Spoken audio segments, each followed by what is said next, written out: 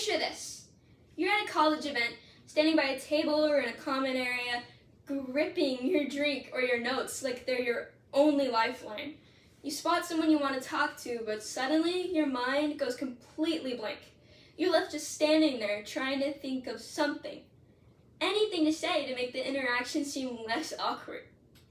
Or maybe you do manage to start a conversation, but halfway through, the silence stretches so long you can practically hear your social confidence evaporating before your very own eyes. Sometimes small talk feels like walking a tightrope over awkwardness, hoping you won't fall into discomfort. Most of us have been there, caught in that awkward limbo of wanting to connect but not knowing how. Small talk is more powerful than we give it credit for. Communication experts Carol Fleming and Deborah Fetter have found that casual conversation builds trust, helps avoid conflict, and forms the foundation of meaningful relationships. It connects us with others, exposes us to new perspectives, and can even strengthen professional networks and friendships. Whether you're chatting with a classmate or a coworker, or someone at a networking or college event, being comfortable with small talk can open doors to genuine understanding and even new opportunities. As someone who's always been pretty social but still has found small talk strangely intimidating, I've spent time studying communication techniques and trying them out in real-life situations. What I've found is that small talk isn't about filling empty space. It's about building bridges. To become more comfortable with small talk, you have to prepare yourself before the conversation, know how to start one effectively, and learn how to listen and respond in ways that create real connection with the person you're trying to talk to. Small talk actually starts before you even open your mouth. It begins with your mindset. If you see small talk as a chore, you're setting yourself up to dread it. Instead, try viewing it as an opportunity to connect, to learn, or even to brighten someone else's day. Think ahead about how you might introduce yourself or what you might want to talk about, but avoid memorizing scripts that sound stiff or fake. Having a loose plan helps you appear confident and approachable. Here's a big one. Be curious, not self-critical. When you approach a conversation thinking, here I am, the focus stays on you, your nerves, your image, your performance. But if you shift to, there you are, you focus outward. And that mindset naturally makes you more open and engaged. Practice in low-stake settings, like greeting a cashier or commenting on the weather with a classmate. Use open posture, smile, and make genuine eye contact. These small, nonverbal cues make you approachable before you even say a word. Once you're mentally prepared and present, the next step is learning how to start a conversation effectively and naturally.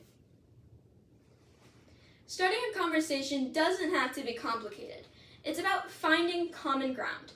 According to the Harvard Business Review, effective small talk often starts with shared experiences or simple observations. You might comment on the event, the environment, or even something small like the snacks or the music. These openings give the other person something to respond to and make the conversation feel easy and natural. Avoid long monologues. Aim for a back and forth rhythm. The goal isn't to impress, it's to invite participation.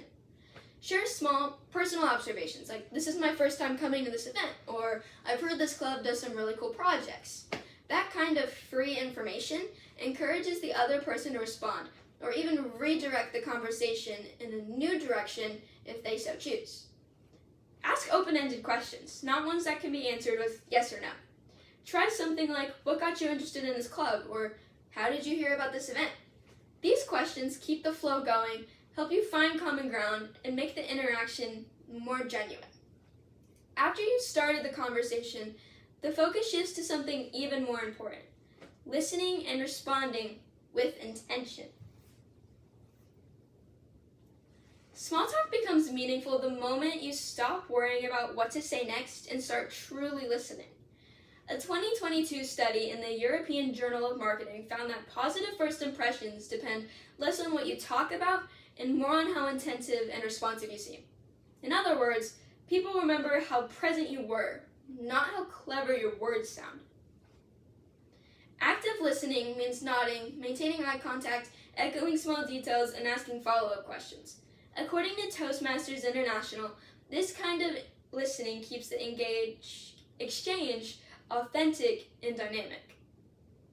When you listen to understand instead of listening to respond, you stop rehearsing your next line in your head while the other person's still talking and start actually connecting with what the other person is saying in the moment that they're saying it. And that's when small talk stops feeling small. With preparation, good openings, and genuine listening, small talk can shift from an awkward obligation into a valuable tool for connection. Becoming comfortable with small talk isn't about memorizing perfect lines. It's about mindset, confidence, and presence. When you approach conversations with curiosity, start them with authenticity, and listen like you truly care, small talk transforms from a chore into an opportunity for genuine connection.